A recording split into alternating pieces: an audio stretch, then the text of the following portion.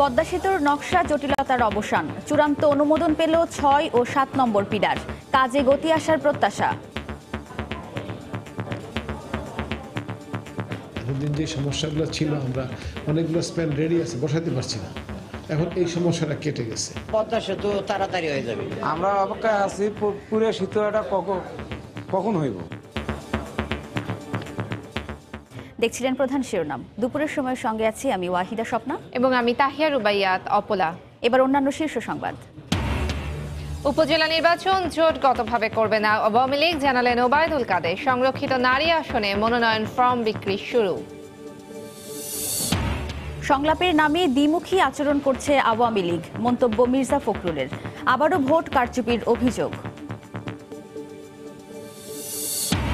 Traffic নিয়ন্ত্রণে signal বাতি থাকলেও রাজধানীতে ১.৫ শতকেও কার্যকর হয়নি। পুলিশ, সিটি কর্পোরেশন পাল্টাপাল্টে অভিযোগ। শৃঙ্খলা ফেরাতে ট্রাফিক পক্ষ শুরু। টেলিকম খাতে একক আধিপত্য ভাঙতেই এসএমপি নীতিমালা। ইচ্ছে মতো গ্রাহক টানতে পারবে না মোবাইল কোম্পানিগুলো, নিশ্চিত হবে সর্বোচ্চ সেবা, বলছে বিটিআরসি। এবং কয়েক বছর ধরে আলুর বাম্পার ফলন হলেও লাভ পাচ্ছেন না কৃষক। খরচ উঠছে না হিমাগারে রাখারও দ্রুত রপ্তানির দাবি।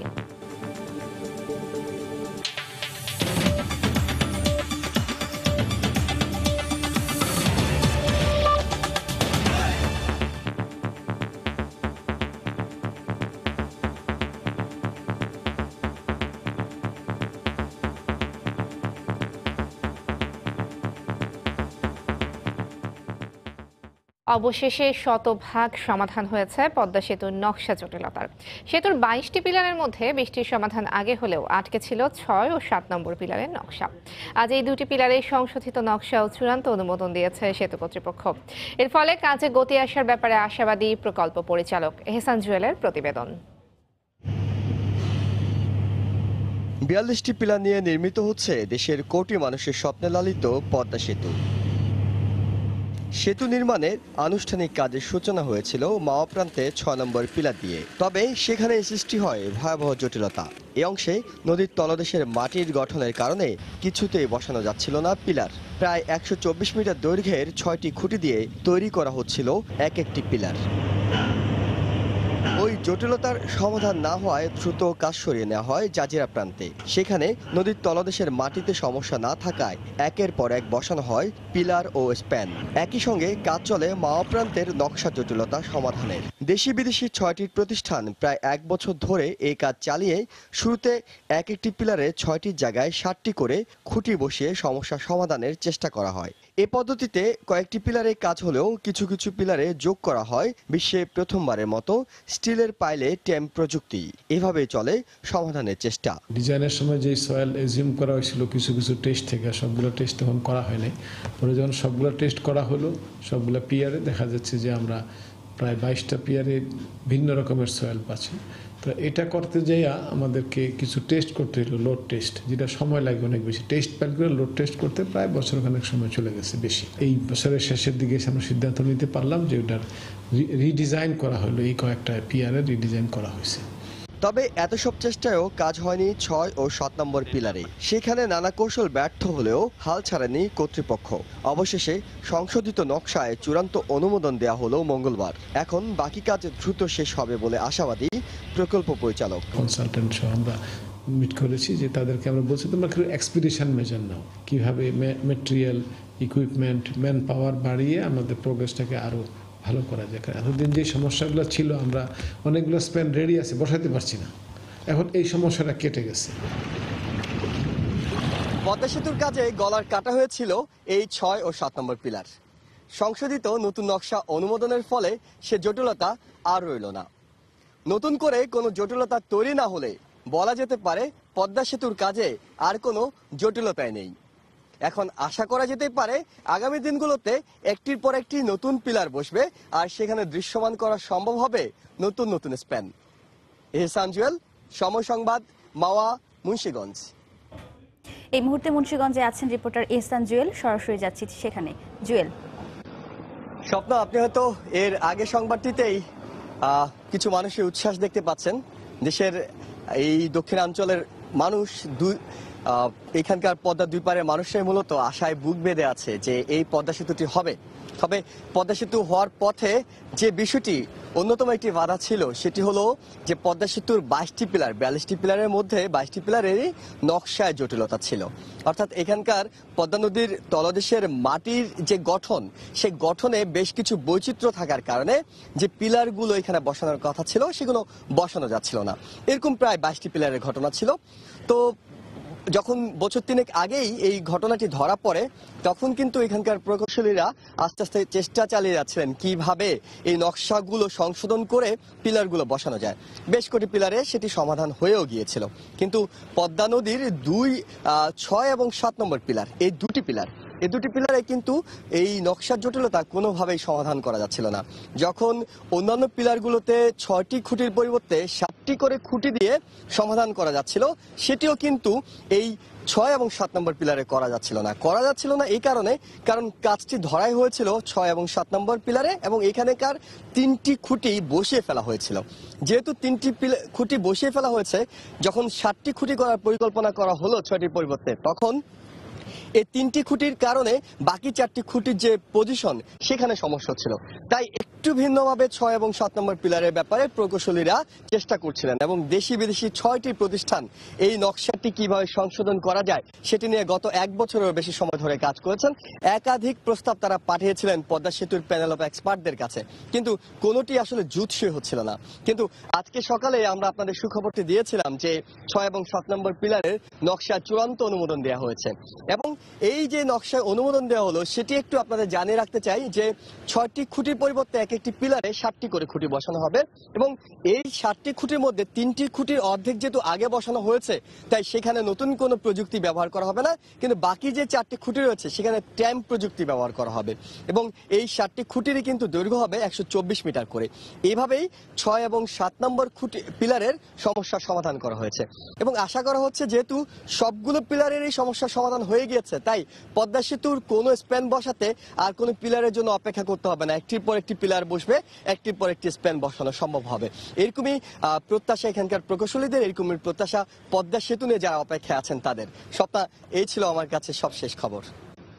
পদ্মা সেতুর 6 ও 7 নম্বর পিলারের চূড়ান্ত অনুমোদন মিলেছে সেই তথ্য জানাতে মুন্সিগঞ্জ থেকে আমাদের সঙ্গে যোগ দিয়েছিলেন রিপোর্টার এহসান জুয়েল। এদিকে পদ্মা সেতুর নকশা জটিলতা কেটে যাওয়ায় খুশি পদ্মা পাড়ের মানুষ। সেতুর কাজ দ্রুত শেষ হবে বলেও আশা প্রকাশ করেন তারা। সব ঝামেলা কাটে গেছে, পদ্মা সেতু তাড়াতাড়ি হয়ে যাবে। তাড়াতাড়ি হবে পদ্মা সেতু, আর বিলম্ব হবে না, দেরি হবে না। আমরা অপেক্ষায় আছি পুরো সেতু এটা কখন হইব। এবারে ভিন্ন প্রসঙ্গ। জোটগতভাবে উপজেলা নির্বাচনে অংশ নেবে না আওয়ামী লীগ জানিয়েছেন দলটির সাধারণ সম্পাদক ওবায়দুল কাদের। সকালে রাজধানীর ধানমন্ডিতে 19 জানুয়ারির বিজয় সমাবেশ সফল করতে আয়োজিত কর্মী সভায় বক্তব্য রাখেন তিনি। একই অনুষ্ঠানে স্বরাষ্ট্রমন্ত্রী আসাদুজ্জামান খান কামাল জানান, গায়েবী মামলা বলে কোনো মামলা নেই, সুনির্দিষ্ট অভিযোগের ভিত্তিতেই মামলা হয়। নির্দিষ্ট অভিযোগের মামলা হয়েছে, এগুলি পুলিশের তদন্তে যারা নিরপরাধ যদি কেউ থেকে থাকেন আমি জানি না, তাহলে তারা মানে তাদের বিরুদ্ধে ফাইনাল রিপোর্ট হবে যেটা পুলিশ করে থাকেন। যারা অন্যায় করেছেন, যারা অভিযুক্ত, তারা যদি কেউ অন্যায় করে থাকেন তার বিরুদ্ধে মানে পুলিশ ইনকোয়ারিতে প্রমাণিত না হলে তাদের যেই ব্যবস্থা হয় সেটাই হবে। গায়েবী মামলা বলে আমরা কিছু আমাদের অভিধানে নেই। উপজেলা নির্বাচন আগামী মাসে নির্বাচন কমিশন শিডিউল ডিক্লেয়ার করবে। উপজেলা নির্বাচন স্থানীয় সরকার নির্বাচন, স্থানীয় সরকার নির্বাচন আমরা দলীয়ভাবে করি, এখানে জোটগতভাবে স্থানীয় সরকার নির্বাচন আমরা কখনো করিনি।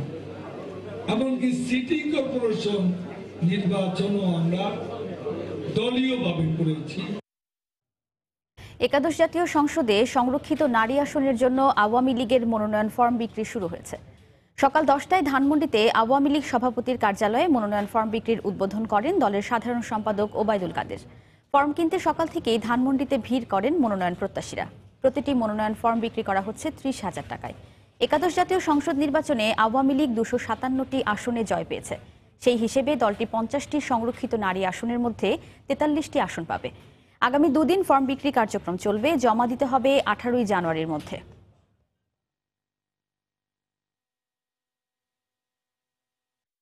আমরা তৃণমূল থেকে রাজনীতি করে আসছি, আমরা রাজপথে সৈনিক। আমি আশা করি যে এইবার হয়তো আমাদের মূল্যায়নটা হবে। রাজপথে সূর্য ওঠার আগে ঘরের থেকে বেরিয়েছি, সূর্য ডোবার পরে ঘরে ফিরেছি। আমি বারবার কারাগারে নির্যাতিত হয়েছি, আমাকে যাতে মনোনয়ন দেওয়া হয়, আমি যাতে সংসদে যেতে পারি। আমি নবম পার্লামেন্টে ডাইরেক্ট ইলেকশন করে আমি পাশ করছি, সুতরাং আমি মনে করি মাননীয় প্রধানমন্ত্রী আমাকে যদি দায়িত্ব দেন এবং বড় দায়িত্ব যদি দেন, ইনশাল্লাহ আমি মানুষের জন্য ভালো কাজ করব। এই মুহূর্তে ধানমন্ডিতে আওয়ামী লীগ সভাপতির কার্যালয়ে আছেন রিপোর্টার দেবাশিস রায়। আমরা বিস্তারিত জানতে সরাসরি চলে যাব তার কাছে। দেবাশিস, অপলা, আপনি জানেন যে একাদশ জাতীয় সংসদ নির্বাচন অনুষ্ঠিত হয়েছে এবং সেই সংসদ নির্বাচনের পরে সেই সংসদ নির্বাচনের চূড়ান্ত ফলাফল দিয়ে যে গেজেট প্রকাশ করা হয়েছে, গেজেট প্রকাশের পরপরই কিন্তু এখন নতুন করে আনুষ্ঠানিকতা শুরু হয়েছে। সংরক্ষিত যে নারী আসন রয়েছে সেই নারী আসনগুলোই পূর্ণতা দেয়ার, এবং সেই পূর্ণতা দেওয়ার ক্ষেত্রে প্রথম যে ধাপ, অর্থাৎ রাজনৈতিক দলগুলো থেকে প্রার্থীদের মনোনয়ন দেয়া, সেই মনোনয়ন বিক্রির কার্যক্রম কিন্তু আজকে আওয়ামী লীগের পক্ষ থেকে শুরু হয়েছে, আমরা লক্ষ্য করেছি। আপনারা এরই মধ্যে জানেন যে সকাল থেকে আওয়ামী লীগের ধানমন্ডিতে যে রাজনৈতিক কার্যালয় রয়েছে আওয়ামী লীগ সভাপতির, সেই আওয়ামী লীগ সভাপতির রাজনৈতিক কার্যালয়ে কিন্তু সকাল থেকে বেলা 10টার পর থেকেই এই মনোনয়ন ফর্ম বিক্রির কার্যক্রম চলছে, এবং উৎসব মুখর পরিবেশে এখানে দেশের বিভিন্ন এলাকা থেকে যারা সংসদে সংরক্ষিত নারী আসনগুলিতে যারা অংশগ্রহণ করতে চান, নারী আসনগুলিতে সংসদ সদস্য হিসেবে নিজেদেরকে দেখতে চান, তারা এরই মধ্যে মনোনয়ন ফর্ম সংগ্রহ করার জন্য ধানমন্ডি রাজনৈতিক কার্যালয়ে ভিড় করছেন। আমরা সকাল থেকে যেমনটি এখানে লক্ষ্য করেছি যে দুটি বুথ এখানে করা হয়েছে, দুটি বুথে চারটি অর্থাৎ 8টি বিভাগের যারা মনোনয়ন ফর্ম সংগ্রহ করতে এসেছেন তারা এই দুটি বুথ থেকে তাদের ফর্ম সংগ্রহ করছেন, এবং আওয়ামী লীগ অফিসের কেন্দ্রীয় নেতৃবৃন্দরা এখানে উপস্থিত ছিলেন এবং তারা যেমনটি বলছেন যে আগামী 18ই জানুয়ারির মধ্যে এই মনোনয়ন ফর্মগুলো পূরণ করে আবার এখানেই জমা দিতে হবে। এবং এবারের যে নির্বাচনী ফলাফলের গেজেট প্রকাশ করা হয়েছে সেই গেজেট অনুযায়ী আমরা এখন পর্যন্ত বলতে পারি যে সংসদের যে প্রতিনিধিত্বকারী দলগুলো রয়েছে সেখানে আনুপাতিক প্রতিনিধিত্ব যে পদ্ধতি রয়েছে সেই আনুপাতিক প্রতিনিধিত্ব পদ্ধতি অনুযায়ী এবার 43টি আসনে প্রতিদ্বন্দ্বিতা করবেন। এখানে যারা সংরক্ষিত নারী আসন প্রার্থী রয়েছেন তারা আওয়ামী লীগের এই 43 জন নারী প্রার্থী এবার সংসদে যাবেন। তার পাশাপাশি আমরা আপনাদেরকে বলতে পারি যে জাতীয় পার্টি থেকে 4 জন, বিএনপি থেকে 1 জন, ওয়ার্কার্স পার্টি থেকে 1 জন এবং স্বতন্ত্র প্রার্থীরা মিলে 1 জন প্রার্থী এই সংসদে এবার প্রবেশ করবে সংরক্ষিত নারী আসন থেকে। এবং আপনাদেরকে জানিয়ে রাখি দর্শক যে এবারে কিন্তু সরাসরি যে নির্বাচন অনুষ্ঠিত হয়েছে সেই নির্বাচনেও আপনারা জানেন যে প্রধানমন্ত্রী শেখ হাসিনা সহ এবার 22 জন নারী নেতৃত্ব পেয়েছে একাদশ জাতীয় সংসদ, এবং তার সঙ্গে এই 43 জন নারী মিলে কিন্তু মোটামুটি একটি বড় সংখ্যা দাঁড়াচ্ছে। এবারে নারী নেতৃত্বের একটি আধিক্য থাকবে একাদশ জাতীয় সংসদে। এবং আমরা আপনাদেরকে জানাই যে এই ফর্ম বিক্রির যে কার্যক্রম সেটি সকাল 10টা থেকে শুরু হয়েছে এবং বিরতিহীনভাবে এখন পর্যন্ত চলছে। আমরা কিছুক্ষণ আগে এখানে যারা ফর্ম বিক্রির সঙ্গে সরাসরি সম্পৃক্ত তাদের সঙ্গে কথা বলার চেষ্টা করেছিলাম, তারা আমাদেরকে যেমনটি জানিয়েছেন যে এখন পর্যন্ত 107টির উপরে ফর্ম বিক্রি হয়েছে বিভিন্ন বিভাগ মিলে, এবং সেটি আজ সারাদিনই চলবে এবং তার পাশাপাশি আগামীকাল এবং পরশু এই কার্যক্রম চলবে এবং 18 তারিখের মধ্যে এই ফর্ম আওয়ামী লীগ অফিসেই জমা দিতে হবে। এখন পর্যন্ত উৎসব মুখর পরিবেশে এখানে ফর্ম বিক্রি চলছে। হয়তো আর কিছুক্ষণ পর গেলে আজ কি পরিমাণ ফর্ম বিক্রি হয়েছে সেটি হয়তো কেন্দ্রীয় নেতৃবৃন্দ আমাদেরকে আওয়ামী লীগের দপ্তর থেকে জানাতে পারবেন। এখন পর্যন্ত আওয়ামী লীগের সংরক্ষিত নারী আসনের ফর্ম বিক্রির এই ছিল আওয়ামী লীগ অফিস থেকে সর্বশেষ তথ্য। অপলা, আওয়ামী লীগের সংরক্ষিত নারী আসনের ফর্ম বিক্রি সবশেষ খবরাখবর জানাতে ধানমন্ডি থেকে আমাদের সাথে সরাসরি যোগ দিয়েছিলেন সহকর্মী দেবাশিস রায়। আমরা চলে যাচ্ছি পরবর্তী খবরে। সংলাপের নামে আওয়ামী লীগ দ্বিমুখী আচরণ করছে বলে অভিযোগ করেছেন বিএনপি মহাসচিব মির্জা ফখরুল ইসলাম আলমগীর। দুপুরে ঢাকা মেডিকেল কলেজ হাসপাতালে যুবদলের আহত এক নেতাকে দেখতে এসে সাংবাদিকদের সঙ্গে কথা বলেন তিনি। এ সময় একাদশ জাতীয় নির্বাচন নিয়ে আবারও ভোট কারচুপির অভিযোগ করেন মির্জা ফখরুল। ব্লুপ্রিন্ট করেছিল যে কেউ জানবে না, তা ফাঁকা মাঠে ঠিকই গোল দিয়ে দেবে। নির্বাচনকে পক্ষে নেওয়ার জন্য যত অপকরণের কৌশল দরকার তারা তা নিয়েছে। কাজী সাহেবকে গিয়ে বলেন প্রথমেই স্টেডিয়ামে গিয়ে জাতির কাছে মাপ চাইতে। জাতির সঙ্গে যে ভয়াবহ একটা মিথ্যাচার তারা করেছেন সেই মিথ্যাচারটার জন্য তারপর অন্যান্য জাতি দল মৎস্যকরের সঙ্গে আলোচনা করার একটা পথ তৈরি হবে। দুপুরের সময়ে আরো থাকছে। প্রধানমন্ত্রী ও বিভিন্ন সরকারি কর্মকর্তার সই জালিয়াতির অভিযোগে রাজধানী থেকে গ্রেফতার 6। মোটা অঙ্কের টাকা হাতে নিত চক্রটি, ব্রিফিংয়ে সিআইডি।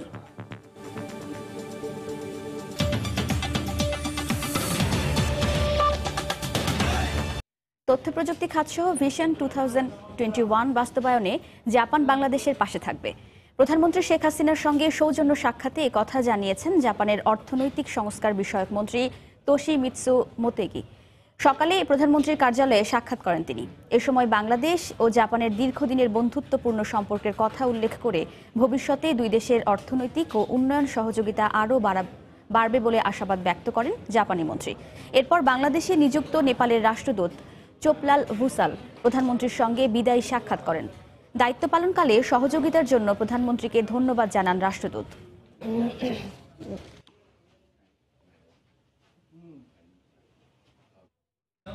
সুশাসন নিশ্চিত করা সরকারের জন্য সবচেয়ে বড় চ্যালেঞ্জ বলে মন্তব্য করেছেন প্রধানমন্ত্রী শেখ হাসিনার রাজনৈতিক উপদেষ্টা এইচ.ডি. ইমাম।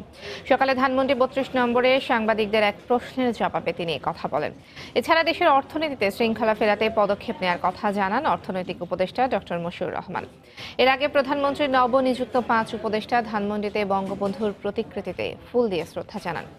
এ সময় তারা নির্বাচনে আওয়ামী লীগের ইশতেহারের অঙ্গীকারগুলো বাস্তবায়নে পদক্ষেপ নেওয়া হবে জানিয়ে বলেন, মাদক, দুর্নীতি ও জঙ্গিবাদ দেশের উন্নয়নের প্রধান বাধা, তাই এগুলোর বিরুদ্ধে প্রতিরোধ করে তুলতে হবে। এছাড়া অর্থনৈতিক খাতে শৃঙ্খলা ফিরিয়ে আনতে ব্যাংক কেলেঙ্কারির সাথে জড়িতদের চিহ্নিত করা হবে বলেও জানান অর্থনৈতিক উপদেষ্টা।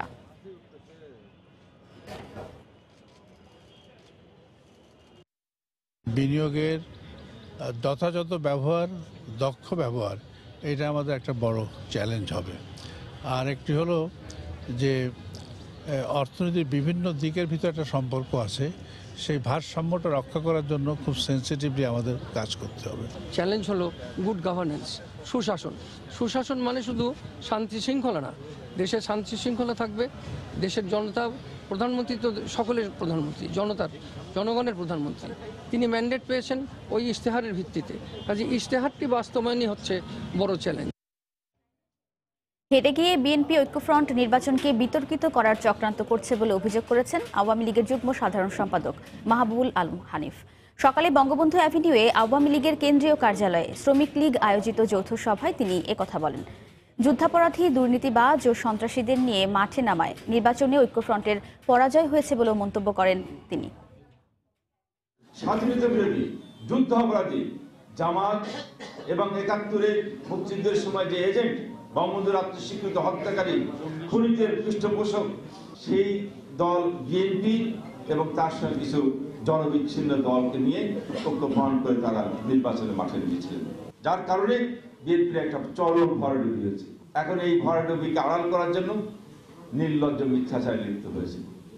নির্বাচনকে এখন প্রশ্নিত করার জন্য নানান কল্পকাহিনী বানাচ্ছেন। একাদশ জাতীয় সংসদ নির্বাচন অংশগ্রহণমূলক হয়েছে বলে টিআইবির পর্যবেক্ষণে উঠে এসেছে। সকালে রাজধানীর ধানমন্ডিতে সংবাদ সম্মেলন করে একাদশ জাতীয় সংসদ নির্বাচন প্রক্রিয়া পর্যালোচনা শীর্ষক প্রতিবেদন প্রকাশ করেছে সংস্থাটি।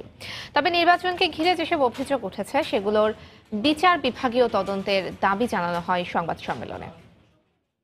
যদিও অংশগ্রহণমূলক নির্বাচন হয়েছে এই অর্থে যে সব রাজনৈতিক দল নির্বাচনে অংশগ্রহণ করেছেন, তবে এটিকে আংশিক অংশগ্রহণমূলক বলা যেতে পারে। তার কারণ হচ্ছে যে প্রার্থিতা ছিল দলের, সবগুলো দলের, কিন্তু সবগুলো দলের সমান প্রচারণা ছিল না। বিশেষ করে ভোটারদেরও সমান, তাদের অধিকার অনুযায়ী, তাদের প্রত্যাশা অনুযায়ী ভোট দেওয়ার মতো সমান সুযোগ ছিল না। সেই জায়গা থেকে এটুকুন আমরা বলতে চাই যে যেভাবে এবারকার নির্বাচনটা পরিচালিত হয়েছে সেটার ভিতর প্রচুর ত্রুটি ছিল। আমি আশা করব যে নির্বাচন কমিশন এই ত্রুটিগুলি, যে প্রশ্ন উঠে, যে অভিযোগ এসেছে কিংবা যে প্রশ্নগুলি এসেছে, সেটা গুরুত্ব সহকারে দেখবেন, দেখে সেই ত্রুটিগুলি যাতে পুনরাবৃত্তি না হয় সেটার চেষ্টা করবেন। রাজধানীতে ট্রাফিক ব্যবস্থাপনায় শৃঙ্খলা ফেরাতে আবারও অভিযান শুরু করেছে ঢাকা মেট্রোপলিটন পুলিশ। ট্রাফিক শৃঙ্খলা পক্ষ নামের এই অভিযান চলবে 15 দিন। অভিযানের প্রথম দিনে সকাল থেকেই রাজধানীর শাহবাগ, বাংলা মোটর, ফার্মগেট, বিজয় সরণি সহ বিভিন্ন এলাকায় কর্তব্যরত ট্রাফিক সদস্যরা যানবাহনের কাগজপত্র পরীক্ষা করছেন। এছাড়া পথচারীদের জেব্রা ক্রসিং মেনে রাস্তা পারাপার, ফুটপাত এবং ওভারব্রিজ ব্যবহারে উৎসাহিত করা হচ্ছে। সেই সঙ্গে উল্টো পথে ও হেলমেট ছাড়া মোটর বাইক চালালে জরিমানাও করা হচ্ছে। এতে সহায়তা করছে রেড ক্রিসেন্ট, রোভার স্কাউট সহ স্বেচ্ছাসেবী বিভিন্ন সংগঠনের সদস্যরা।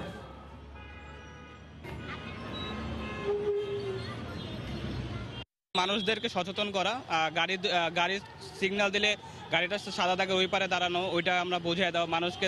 ফুট ওভার ব্রিজ এবং আপনার জেব্রা ক্রসিং ব্যবহার করানোটা আমাদের দায়িত্ব এখানে। অনেকে দেখছি যে তারা জেব্রা ক্রসিং চিনতেছে না, তাদেরকে আমরা ধরে ধরে দেখাচ্ছি। আপনারা দেখছেন যে তাদেরকে যে আমরা নিয়ে যাচ্ছি ওই পারে, বা বলছি যে এটা জেব্রা ক্রসিং, এটার মাধ্যমে পার হন। যত যাত্রী ওঠানামা করবে না, নির্ধারিত স্থানে বাস স্টপেজে যাত্রী ওঠানামা করবে, সিগন্যালগুলো মেনে চলবে। এটা নিশ্চিত করার লক্ষ্যে আমরা এক্সট্রা ডেপ্লয়মেন্ট দিয়েছি। অতিরিক্ত পুলিশ, আমাদের রেড ক্রিসেন্ট এবং রোভার ভাই বোনেরা আমাদেরকে সহায়তা করছে। ১.৫ দশকেও বাস্তবায়ন হয়নি সিগন্যাল বাতির সাহায্যে রাজধানীর ট্রাফিক নিয়ন্ত্রণ ব্যবস্থা। সবশেষ গত ডিসেম্বরের রিমোট দিয়ে রাজধানীর ৬টি মোড়ে ট্রাফিক সিগন্যাল চালু করা হলেও তার ৫টি এখন বন্ধ। পুলিশ প্রযুক্তিগত ত্রুটির কথা বললেও মানতে নারাজ সিটি কর্পোরেশন। বিশেষজ্ঞরা বলছেন সমন্বয়হীনতা থাকলে কোনোভাবেই এ প্রকল্প বাস্তবায়ন সম্ভব নয়। কেফায়েত শাকিলের প্রতিবেদন, ছবি তুলেছেন খলিলুর রহমান। রাজধানীর ব্যস্ত সড়কে এভাবেই জীবনের ঝুঁকি নিয়ে দ্রুতগতির গাড়ি চলাচল নিয়ন্ত্রণ করছেন ট্রাফিক পুলিশের সদস্যরা, যেখানে হরহামেশাই ঘটছে ছোট বড় দুর্ঘটনা। অনেক মারাত্মক ঝুঁকি, তারপরও কি করব, অনেক সময় দেখা যায় যে আমরা মাঝখানে দাঁড়িয়ে আছি কিন্তু দুই সাইডে গাড়ি বের হয়ে যাচ্ছে। যদিও গেল বছরের ডিসেম্বরে শাহবাগ, মৎস্য ভবন, কদমফোয়ারা, হোটেল ইন্টারকন্টিনেন্টাল, কার্জন হল ও কাকরাইল মসজিদের মোড়ে রিমোট কন্ট্রোলের মাধ্যমে বাতিতে ট্রাফিক সিগন্যাল নিয়ন্ত্রণের ঘোষণা দিয়েছিল সিটি কর্পোরেশন, কিন্তু সরেজমিনে শাহবাগ ছাড়া অন্য কোনো সিগন্যালেই দেখা মেলেনি তার বাস্তবায়ন। সিগন্যাল বাতি কিন্তু ছাড়া, কিন্তু অথচ কিন্তু আমাকে ওই সিগন্যালটা কিন্তু ছাড়তেছে না, এই যে হাতে নিয়ন্ত্রণ করতেছে। এখন ট্রাফিকে যদি সিগন্যাল দেয় তাহলে যাই। পুলিশের পক্ষ থেকে প্রযুক্তিগত সমস্যার কথা বলা হলেও সিটি কর্পোরেশনের দাবি ৬টি মোড়েই রিমোট কন্ট্রোল পদ্ধতির ট্রাফিক সিগন্যাল বাতি স্থাপন করে বুঝিয়ে দেওয়া হয়েছে পুলিশকে।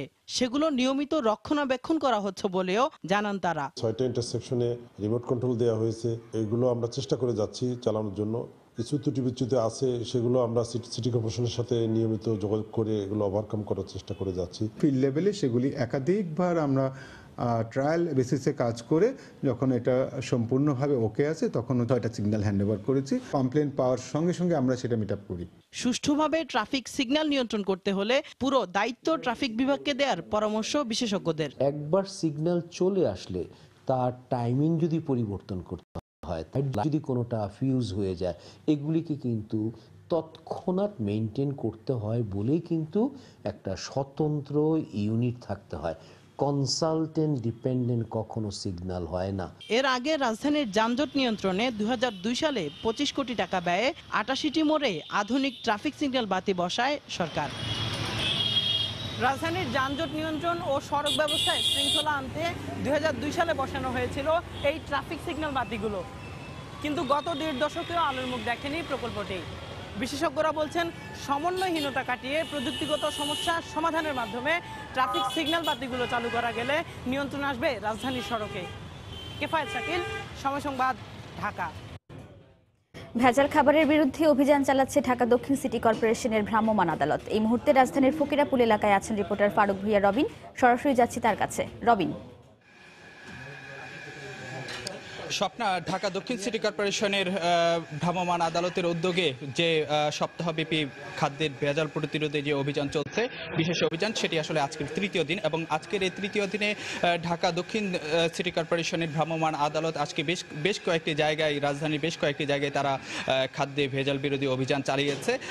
ঠিক এই মুহূর্তে আমরা আছি রাজধানীর মতিঝিল এলাকায়। এখানে এই বর্তমানে একটি হোটেলে তারা অভিযান চালাচ্ছে এবং এর আগেও তারা শুরু থেকে রাজধানীর ফকিরাপুল এবং অভিযান চালিয়েছিল এবং সেখানে আমরা যেটি দেখেছি যে খাদ্যে পচাবাসী খাবার রাখা সহ অস্বাস্থ্যকর উপায়ে খাবার তৈরি সহ বিভিন্ন অপরাধে একজনকে কারাদণ্ড দিয়েছে। আল ইমাম হোটেল অ্যান্ড রেস্টুরেন্ট নামের একটি প্রতিষ্ঠানের ম্যানেজারকে ৩ দিনের কারাদণ্ড দিয়েছিল ভ্রাম্যমাণ আদালত। এরপরই আসলে যে অন্য আরেকটি রেস্টুরেন্টে অভিযান চালানো হয়, সে অভিযান ছিল এশিয়া গার্ডেন নামে আরেকটি রেস্টুরেন্টে তারা যে অভিযান চালিয়ে ৪০,০০০ টাকা জরিমানা করেছে। এছাড়াও যে অস্বাস্থ্যকর উপায়ে খাবার তৈরি সহ খাবারে লেভেল না রাখা সহ বিভিন্ন অপরাধে মতিঝিল এলাকায় কয়েকটি প্রতিষ্ঠানকে জরিমানা করা হয়েছে। এর মধ্যে আমি যদি আপনাকে উল্লেখ করতে চাই, বর্ণালী হোটেল নামে একটি হোটেলকে 40,000 টাকা জরিমানা করা হয়েছে। ঠিক অন্যভাবে যে উনুন নামে আরেকটি প্রতিষ্ঠানকে, উনুন হোটেল নামে আরেকটি রেস্টুরেন্টকে 20,000 টাকা জরিমানা করা হয়েছে। তার বাইরেও ক্যাফে মাওলা নামে আরেকটি প্রতিষ্ঠানকে 5,000 টাকা জরিমানা করা হয়েছে। তো ভ্রাম্যমাণ আদালতের যারা পরিচালনা করছেন, নির্বাহী ম্যাজিস্ট্রেট সোহেল রানার নেতৃত্বে আজকের এই অভিযানটা, মাসুদ রানার নেতৃত্বে আজকের এই অভিযান পরিচালিত হচ্ছে। তো আসলে আমরা তার সঙ্গে একটু কথা বলবো। আজকে তো আপনারা যে অভিযান চালিয়েছেন, তো সার্বিক পরিস্থিতিটা আসলে কিরকম ছিল যদি সংক্ষেপে বলতেন। আপনারা জানেন যে আমাদের ঢাকা নগরবাসীর, বিশেষ করে দক্ষিণ সিটি কর্পোরেশনের নগরবাসীদের উদ্দেশ্যে আপনার ভেজালমুক্ত খাদ্য সরবরাহ নিশ্চিত করার লক্ষ্যে আমরা সপ্তাহব্যাপী ভ্রাম্যমাণ আদালত অভিযান পরিচালনা রাখছি। আজকে এই অভিযানের একটি চলমান অংশ।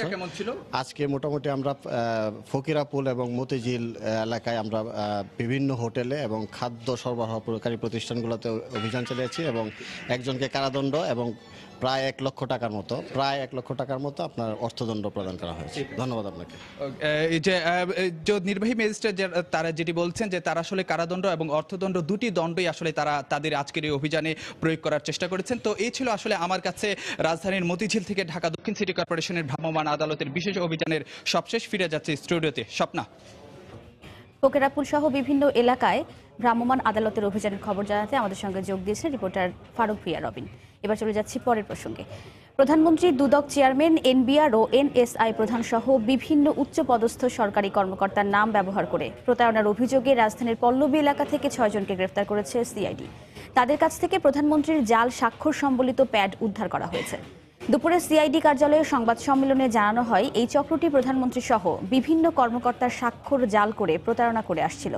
বিশেষ করে ব্যাংকে কারো মোটা অঙ্কের টাকা আটকে থাকলে তা উদ্ধার করে দেয়া, বিভিন্ন মসজিদ মাদ্রাসার জন্য প্রধানমন্ত্রীর কার্যালয় থেকে অনুদান এনে দেওয়ার কথা বলে টাকা হাতিয়ে নিত।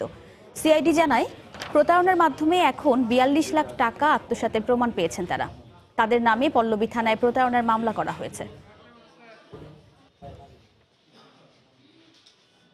আমরা তাদের ধরেছি এভাবে, যারা ভিকটিম তাদের আরও টাকা দেওয়ার কথা ছিল ওই দিন। তখন আমাদের টিম, তারাও সম্ভাব্য ভিকটিম হতে চায়, এরকমভাবে এই প্রতারক চক্রের সঙ্গে যোগাযোগ করে তারপরে তাদের ধরেছে। এবং আমরা সেই ভিডিও জব্দ করেছি, যে ভিডিওতে এই প্রতারক হেলাল বলছে যে মানে প্রধানমন্ত্রীর বিরুদ্ধে কথা বলছেন। এমনভাবে সে কথা বলেছে যেন মনে হয়েছে যে সে প্রধানমন্ত্রীর খুবই কাছের লোক। এভাবে সে প্রধানমন্ত্রীর সম্মান মর্যাদা হানি করার কাজেও লিপ্ত ছিল।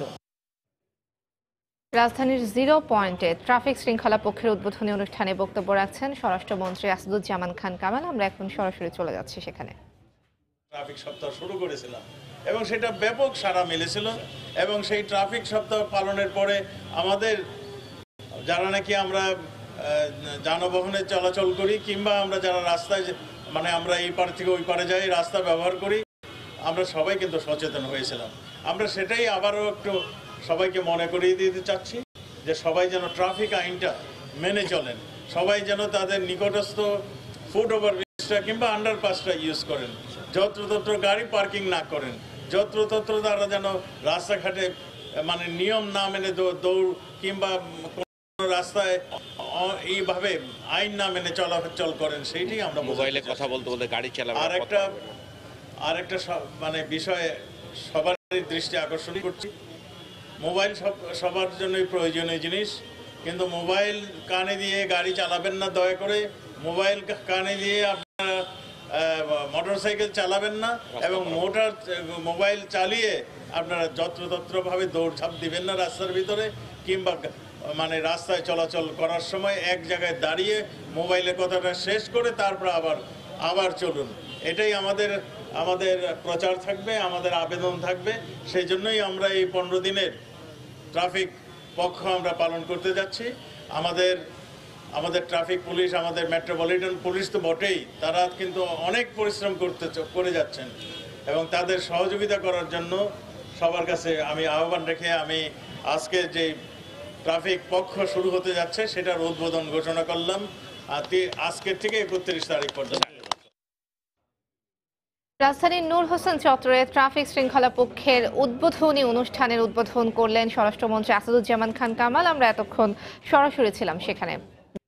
গত কয়েক বছর ধরে বগুড়ায় আলুর বাম্পার ফলন হলেও লাভ পাচ্ছেন না কৃষক। আগাম আলুতে ভালো লাভের মুখ দেখলেও ভরা মৌসুমে দাম একেবারে কমে গেছে। আবার হিমাগারে রেখেও খরচ বাদে লাভ থাকছে না কৃষকদের। এক্ষেত্রে বিদেশে আলু রফতানির দাবি হিমাগার মালিকদের। কৃষি কর্মকর্তার মতে ক্রপ জোনিং বাস্তবায়নের পাশাপাশি বিদেশে রফতানি করা গেলে কৃষক এবং ভোক্তা উভয়ই লাভবান হবে। বগুড়া থেকে মাজিদুর রহমানের রিপোর্ট, ক্যামেরায় ছিলেন রবিউল ইসলাম। গত কয়েক বছর ধরে আলুর বাম্পার ফলন হচ্ছে বগুড়ায়। জেলার সব কটি উপজেলার যেদিকে চোখ যায় শুধু আলুর ক্ষেত আর আলু তোলার ব্যস্ততা। ক্ষেত, বাড়ি আর রাস্তার দুধারে আলু আর আলু। আগাম জাতের আলুর দাম ভালো পেলেও এখন আলুর দাম কমে যাওয়ায় হতাশ কৃষকেরা। তাই লোকসান এড়াতে সঠিক বাজার ব্যবস্থাপনার দাবি কৃষকের। ফার্স্টে 850 1000 টাকা বিক্রি করে, মনে সেখানে 1 মন করে হয় 1 শতকত, আর এখন 2 মন করে শতক হয় কি এখন 350। 10 বিঘা আলু করছি, প্রথম দিকে পয়সা পাইছি, তারপরে আসে যা তুলিচ্ছি তোলা খরচ দিয়ে তাতে লস। টোলে দেখা যায় অনেক টাইমে তোলার খরচ হয় না, আলু ছেড়ে দিয়ে আসা লাগে। হ্যাঁ, ভাড়াটা বেশি। সংরক্ষণ করে রাখতে পারে সরকার, তাহলে কিছুটা আমাদের কৃষকের লাভ হবে। আলুর বহুমুখী ব্যবহার সহ উৎপাদিত অতিরিক্ত আলু বিদেশে রপ্তানির দাবি হিমাগার সংশ্লিষ্টদের। হিমাগারে আলুটা আসার পরে যদি কৃষকের আলুর দামটা পড়ে যায়, তখন কৃষক ওই আলুটা ডেলিভারি নেয় না, পরে নষ্ট হয়ে যায়। আমাদের খরচের টাকা, এই বিদ্যুৎ বিল, লেবার খরচা, তারপরে আনুষঙ্গিক যত খরচা আছে তাদের কোটি কোটি টাকা আমাদের লস হয়ে যায়। আলুগুলো বিদেশে পাঠানোর জন্য সরকারকে উদ্যোগ নিতে হবে, তাতে কৃষক লাভবান হবে, কোলেস্ট্রল মালিক লাভবান হবে। দেশের চাহিদা অনুযায়ী ফসল উৎপাদনের পরিকল্পনা বাস্তবায়ন এবং রপ্তানিযোগ্য উন্নত জাতের আলু উৎপাদিত হলে চাষিরা লাভবান হতে পারবেন বলে মনে করেন এই কৃষি কর্মকর্তা। আমাদের কোয়ালিটি সম্পন্ন আলু উৎপাদন করতে হবে, যেটা হবে সম্পূর্ণ এক্সপোর্ট ওরিয়েন্টেড, এবং দেশের চাহিদা মিট আপ করার মতো আলু যদি আমরা উৎপাদন করতে পারি, তাহলে আমাদের কৃষক ন্যায্য মূল্য পাবে। কৃষি বিভাগের তথ্য মতে দেশের দ্বিতীয় বৃহত্তম আলু উৎপাদনকারী জেলা বগুড়ায় এবার 58,000 হেক্টর জমিতে প্রায় 12 লাখ মেট্রিক টন আলু উৎপাদিত হয়েছে। আর এখানকার 33টি কোল্ড স্টোরেজে 2 লাখ মেট্রিক টন আলু সংরক্ষণের ব্যবস্থা রয়েছে। মাজিদুর রহমান, সময় সংবাদ, বগুড়া। শেষ হচ্ছে টেলিকম সেবায় কোনো প্রতিষ্ঠানের একক আধিপত্যের দিন। এ খাতে মনোপলি ভাঙতে এসএমপি নীতিমালা করছে সরকার। এতে একক প্রতিষ্ঠানের কাছে থাকবে না 40% বেশি মার্কেট শেয়ার। বিটিআরসির অনুমতি ছাড়া মোবাইল কোম্পানিগুলো গ্রাহক সংখ্যা বাড়াতে পারবে না। থাকছে কল ড্রপ কমিয়ে আনা, কল সাকসেস রেট শতভাগ করা সহ বিভিন্ন শর্ত। শুভ খানের প্রতিবেদন। বর্তমানে দেশে মুঠোফোন গ্রাহকের সংখ্যা ছাড়িয়েছে 15.5 কোটি। এর মধ্যে 7 কোটি 23 লাখ গ্রাহক নিয়ে টেলিকম সেবা খাতের প্রায় 46% বাজার গ্রামীণ ফোনের দখলে। বাদবাকি অংশ ভাগাভাগি করছে রবি, বাংলালিংক ও টেলিটক। এ অবস্থায় একক প্রতিষ্ঠানের আধিপত্য ভাঙতে উদ্যোগ নিয়েছে সরকার। এ লক্ষ্যে সম্প্রতি প্রণয়ন করা হয়েছে এসএমপি নীতিমালা। ফলে 40% বেশি মার্কেট শেয়ার রাখতে পারবে না একক কোনো প্রতিষ্ঠান। 40% বেশি শেয়ারধারী প্রতিষ্ঠানকে কমাতে হবে গ্রাহক সংখ্যা। এক্ষেত্রে সংশ্লিষ্ট অপারেটরকে কল রেট বা অন্যান্য সেবার মূল্য বাড়িয়ে দিতে হবে। নতুন এই নীতিমালাকে ইতিবাচক হিসেবেই দেখছে ছোট অপারেটরগুলো। ডোমিনেটিং একটা মার্কেট প্লেয়ার থাকে এবং মার্কেটে ডিস্টর্ট হয়ে যায়, মার্কেট পাওয়ারটা কাজ করে, তখন ছোট অপারেটর কিন্তু এক্সিট করতে বাধ্য হয়, কারণ তারা যত কিছুই করুক না কেন তাদের কিন্তু গ্রোথ আসবে না। বিনিয়োগ প্রায় একই হয়েছে, কিন্তু যেহেতু তাদের অ্যাডভান্টেজ হয়ে গেছিল প্রথম দিকে, ওই অ্যাডভান্টেজটি কিন্তু তারা বারবার নিয়ে আসছে। আমরা আশা করছি যে সব এই রেগুলেশন দিয়ে লেভেল প্লেইং ফিল্ড একটা আসবে। নতুন নীতিমালায় কল ড্রপ নামিয়ে আনা, কল সাকসেস রেট শতভাগ নিশ্চিত করতে হবে অপারেটরদের। এতে সর্বোচ্চ গ্রাহক সেবা নিশ্চিত হবে বলছে বিটিআরসি। একজনের অনেক কাস্টমার, তার স্পেকট্রাম কম। এসএমপির জন্য তার কাস্টমার কত হবে, কত রাখতে পারবে, সেই ক্ষমতা বিটিআরসির কাছে এখন রয়ে গেল। বিটিআরসি ইচ্ছে করলে আর কাউকে বাড়াতে দিবে না। এসএমপি হওয়াতে কাস্টমারদের জন্য বিরাট লাভ হবে, কোয়ালিটি অফ সার্ভিস ডেভেলপ করবে এবং ব্যবসা বান্ধব পরিবেশ সৃষ্টি হবে। টেলিকম সেবায় সব অপারেটরকে সমান ব্যবসার সুযোগ দিতে বিশ্বের বিভিন্ন দেশে এসএমপি নীতিমালা চালু রয়েছে। শুভ খান, সময় সংবাদ, ঢাকা। দেশের সব অনলাইন পত্রিকা ও টেলিভিশন নীতিমালার আওতায় আনা হবে বলে জানিয়েছেন তথ্যমন্ত্রী ডক্টর হাসান মাহমুদ। সকালে চট্টগ্রাম সার্কিট হাউসে সাংবাদিকদের সঙ্গে মতবিনিময় সভায় তিনি একথা বলেন। দ্রুততম সময়ের মধ্যে সংবাদপত্রের 9ম ওয়েজ বোর্ড বাস্তবায়নের আশ্বাস দেন তথ্যমন্ত্রী। বাংলাদেশে শুধু নয়, সমগ্র পৃথিবীতে অনলাইন মিডিয়ার ব্যাপক বিস্তৃতি ঘটেছে। এই বিস্তৃতি বন্ধ করা সঠিক নয়। অনলাইনে যখন রেজিস্ট্রেশনের ব্যবস্থা হবে নীতিমালার ভিত্তিতে, তখন এই যে উই4 অনলাইন এগুলো বন্ধ হয়ে যাবে। অনলাইন টেলিভিশনেরও অনুমোদন নেওয়ার একটা ব্যবস্থা আমরা করব। যত দ্রুত সম্ভব নবম ওয়েস্ট বোর্ডের বাস্তবায়নের লক্ষ্যে কাজ করব। বঙ্গবন্ধু আন্তর্জাতিক বিমানবন্দরের জায়গা পদ্মা সেতুর আশপাশে চূড়ান্ত করা হতে পারে বলে জানিয়েছেন বিমান ও পর্যটন প্রতিমন্ত্রী মাহবুব আলী। দুপুরে সিভিল এভিয়েশনের এক সংবাদ সম্মেলনে তিনি বলেন, সিভিল এভিয়েশন ক্যাটাগরি 1 হওয়ার জন্য সব ধরনের প্রস্তুতি নেওয়া হয়েছে। জায়গাটা এখনো ফাইনালি সিলেক্ট হয় নাই, তবে মোটামুটি আমরা ফাইনাল সিদ্ধান্তে আসার পথে। সম্ভাব্য স্থান হয়তো পদ্মা ব্রিজ আশেপাশে। আমরা ফুললি প্রিপেয়ার, আমাদের ক্যারিয়ার আছে, আমাদের পাইলট আছে। তাদের একটা requirement federation of American aviation, তারা এখানে আসবে সম্ভবত মার্চ থেকে সেপ্টেম্বরের মধ্যে। তারা কয়েকবার আলাপ আলোচনা করবে, তাদের ক্লিয়ারেন্স পাওয়ার পরেই আমেরিকান ফ্লাইট চালু করার। দুপুরের সময়ের শীর্ষ সংবাদগুলো জানিয়ে দিচ্ছি আরও একবার। পদ্মা সেতুর নকশা জটিলতার অবসান, চূড়ান্ত অনুমোদন পেল 6 ও 7 নম্বর পিলার, কাজে গতি আসার প্রত্যাশা। উপজেলা নির্বাচন জোটগতভাবে করবে না আওয়ামী লীগ, জানালেন ওবায়দুল কাদের। সংরক্ষিত নারী আসনে মনোনয়ন ফর্ম বিক্রি শুরু। সংলাপের নামে দ্বিমুখী আচরণ করছে আওয়ামী লীগ, মন্তব্য মির্জা ফখরুলের। আবারও ভোট কারচুপির অভিযোগ। ট্রাফিক নিয়ন্ত্রণে সিগন্যাল বাতি থাকলেও রাজধানীতে 1.5 দশকেও কার্যকর হয়নি। পুলিশ, সিটি কর্পোরেশন পাল্টাপাল্টি অভিযোগ, শৃঙ্খলা ফেরাতে ট্রাফিক পক্ষ শুরু। এবং কয়েক বছর ধরে আলুর বাম্পার ফলন হলেও লাভ পাচ্ছেন না কৃষক, খরচ উঠছে না হিমাগারে রাখারও, দ্রুত রফতানির দাবি। এই ছিল দুপুরের সময়। আপনার মোবাইলে সকল খবর পেতে ও সময় টিভি দেখতে ডাউনলোড করুন সময়, আর সঙ্গেই থাকুন সময়।